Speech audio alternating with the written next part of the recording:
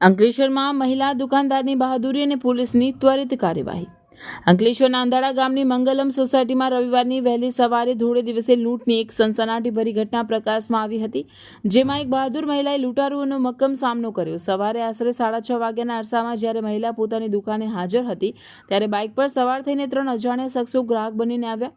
શરૂઆતમાં આ શખ્સોએ સિગરેટ માંગી હતી અને ત્યારબાદ અન્ય પ્રોડક્ટ્સ જોવાના બહાને મહિલાને વાતોમાં ઉલઝાવી રાખી હતી. તકનો લાભ ઉઠાવવા માટે લૂંટારોએ ઓનલાઈન પેમેન્ટ કરવાનો દેખાવ કર્યો અને જેવી મહિલાનું ધ્યાન ભટકાયું કે તરત જ તેના ગળામાંથી 1.25 તોલાનો સોનાનો ચેઇન અને પેન્ડલ તોડી લૂંટ ચલાવી હતી.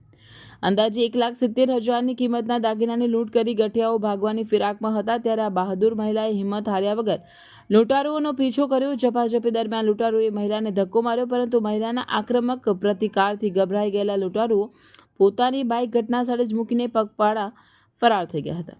આ ઘટનાની જાણ થતાં જ અંકલેશ્વર શહેર બી ડિવિઝન પોલીસ કાફલો તાત્કાલિક ઘટના સ્થળે દોડી આવ્યો હતો અને તપાસનો ધમધમાટ તેજ કર્યો હતો.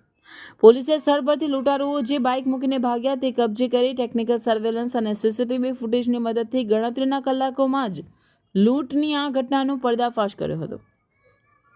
પોલીસની સતર્કતાને કારણે આ ગુનામાં સંડોવાયેલા 4 આરોપીઓ રોહન મુકેશભાઈ પટેલ, મનકુમાર ઉર્ફે ગોલુ તુકારામ વેરકર, સુમિત રમેશભાઈ વસાવા અને શુભમ સંજય પરિહારને ઝડપી પાડવામાં સફળતા મળી છે. હાલમાં પોલીસે 4 આરોપીઓની અટકાયત કરી કાયદેસરની કાર્યવાહી હાથ ધરી છે અને આ ટોળકી અન્ય કોઈ ગુનાહિત પ્રવૃત્તિઓમાં સામેલ છે કે કેમ તે અંગેની ઊંડાણપૂર્વક તપાસ શરૂ કરી છે. ધોળે દિવસે બનેલી આ ઘટનામાં મહિલાની હિંમત અને પોલીસની ત્વરિત કામગીરીને પગલે સમગ્ર પંથકમાં તેની પ્રશંસા થઈ રહી છે. હું મંગલમ સોસાયટીમાં રહું છું, મકાન નંબર 16. મારા ઘરની પાછળ દુકાન ગલ્લો છે, એમાં હું ગલ્લો ચલાવું છું.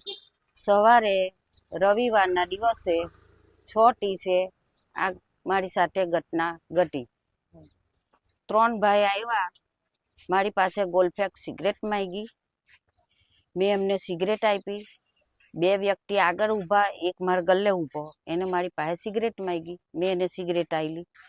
પછી પેલા ભાઈને આપવા ગયો, પાછો આવીને મારી પાસે કરમચંદ માંગી, મારા હાથમાં કરમચંદ. એ મને કે હું ઓનલાઈન કરું, પણ એ ઓનલાઈન નહોતો કરતો, એ મારી તરફ દેખતો હતો અને હું એની તરફ નથી દેખતી. એમાં આ બનાવ બન્યો, ચેન ખેંચીને નાઠો ભાગ્યો. પાછળ હું પણ દોડી, પણ એ ગાડી પર બેસવા પાઈમાં ના, એ બીજી ગલીમાં નાઠો. અને બીજો વ્યક્તિ હતો એ એની પાછળ દોડ્યો અને ત્રીજો વ્યક્તિ ગાડી જે ચલાવતો હતો એને મેં પકડો, એટલે એને મને ધક્કો મારીને પાડી નાખી. એ પણ ગાડી લીધા વગર ભાગી ગયો. ગાડી ચાલુ જ નીચે પડી. પછી આ ગાડી મેં મારા ગેટમાં મુકાવી અને પોલીસ સ્ટેશને જાણ કરી. 9:20 મેં ત્યાં રિપોર્ટ લખાવ્યો પોલીસ સ્ટેશને. પછી પોલીસ આવ્યા મારા ઘરે, બધી કાર્યવાહી કરી, બાઇક લઈ ગયા. કેટલાની હશે ચેન ને પેન્ડલ અંદાજિત કિંમત?